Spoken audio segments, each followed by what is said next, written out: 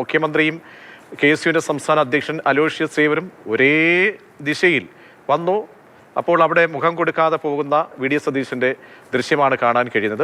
അപ്പോൾ ഇതിനൊരു എന്താ പറയുക, മറ്റ് നിലയിലല്ല, അല്ലെങ്കിൽ മനഃപൂർവ്വമായിരിക്കില്ല എന്നൊക്കെ വേണമെങ്കിൽ പറയാൻ കഴിയുമ്പോഴും നേരെയും അടുത്തടുത്ത് വന്നിരിക്കുന്ന ആളുകളാണ്. അപ്പോൾ എന്ത് മനസ്സിലാക്കണം ഇതിൽ നിന്നും ശ്രീ ജിൻഡോ ജോൺ? അല്ല, ഞാൻ അതിൽ നിന്ന് മനസ്സിലാക്കുന്ന തിരക്കെട്ട് വേദിയിലേക്ക് വരുന്ന സമയത്ത് അവിടെ വലിയ ആൾക്കൂട്ടത്തിന്റെ ഇടയ്ക്ക് നിന്ന് അദ്ദേഹം കണ്ട് സംസാരിച്ചു വരുന്നതാണ്. അപ്പൊ ആൾക്കൂട്ടത്തിൽ നിൽക്കുന്നത് കൊണ്ട് അലോഷിയെ തിരിച്ചറിയാതെ അല്ലെങ്കിൽ ശ്രദ്ധിക്കാതെ കടന്നുപോയതായിരിക്കും. വേഗത്തിൽ വേദിയിലേക്ക് വരുന്നല്ലേ, അതിനപ്പുറത്തൊരു വൈരാഗ്യ ബുദ്ധിയോടെയുള്ള സമീപനമായിട്ട് എനിക്ക് തോന്നുന്നില്ല. അതെ, അല്ല, ഞാൻ പറഞ്ഞത് ഇതിൻ്റെ കോണ്ടസ്റ്റ് വളരെ പ്രധാനപ്പെട്ടതാണ്. അപ്പോൾ കെ എസ് യു നേതാക്കൾ കാണാൻ ശ്രമിക്കുന്നു, മുഖ്യമന്ത്രിയെ ശ്രമിക്കുന്നു. അപ്പോൾ അവിടെയൊന്നും ഒരു പ്രതികരണം ഉണ്ടാകാതെ വരുന്നു. ആ രീതിയിൽ വിഷമതകൾ, വിമർശനങ്ങൾ തുറന്നു പറയുകയും നേരിട്ട് ഒക്കെ നിൽക്കുന്ന ഒരു ഘട്ടത്തിലാണ് ഈ ഒരു സംഭവം വരുന്നത്. ആ അർത്ഥത്തിൽ ഇത് തെറ്റായി തെറ്റായി ചിത്രീകരിക്കപ്പെടുമായിരിക്കാം നാളെ. അതുകൊണ്ടാണ് ചോദിക്കുന്നത്. അല്ല, അത് നിങ്ങൾ ആ പറഞ്ഞ കൺസേൺ സ്വാഭാവികമാണ്. മറ്റാളുകൾ കാണുമ്പോൾ അവർക്ക് പലതരത്തിലുള്ള വ്യാഖ്യാനങ്ങൾക്ക് ഇടവരാം.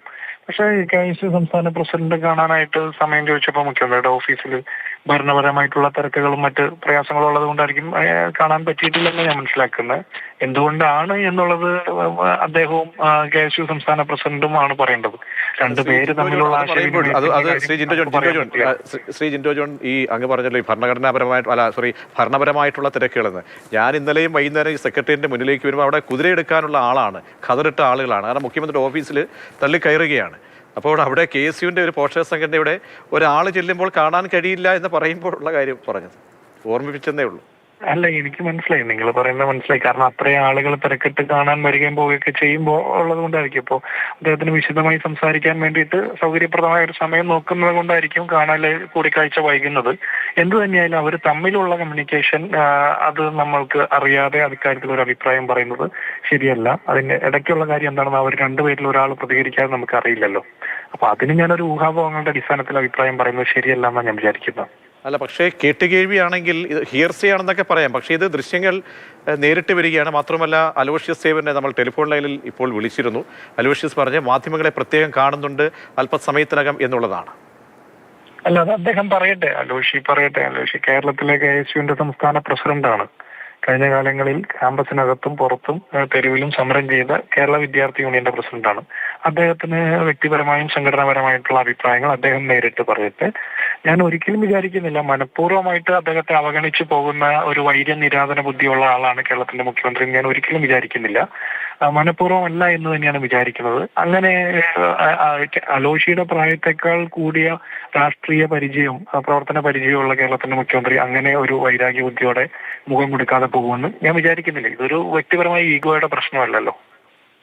അതെ, ആ ഈഗോ ഉണ്ടാകാനും പാടില്ല. കാരണം ഈ കെ എസ് യുവിൻ്റെ സ്ഥാനത്തിരുന്ന് പിന്നീട് യൂത്ത് കോൺഗ്രസ്, പിന്നീട് അടുത്ത കോൺഗ്രസിൻ്റെ മറ്റൊരു പദവി, അങ്ങനെയൊക്കെ ഓരോ ആളുകളും നേതാക്കന്മാരും ഈ മുഖ്യമന്ത്രി കസേരയിലൊക്കെ ആയാലും ഈ പാർട്ടിയുടെ ഉന്നത പദവിയിലേക്കൊക്കെ എത്തുന്നവർ. അപ്പോൾ ഈ ചെറു സംഘടന എന്ന തരത്തിൽ അല്ലെങ്കിൽ ജൂനിയർ എന്ന തരത്തിൽ ഈ കെ എസ് യു സംഘടനയെ തള്ളിക്കളയാൻ കഴിയുമോ ആർക്കായാലും?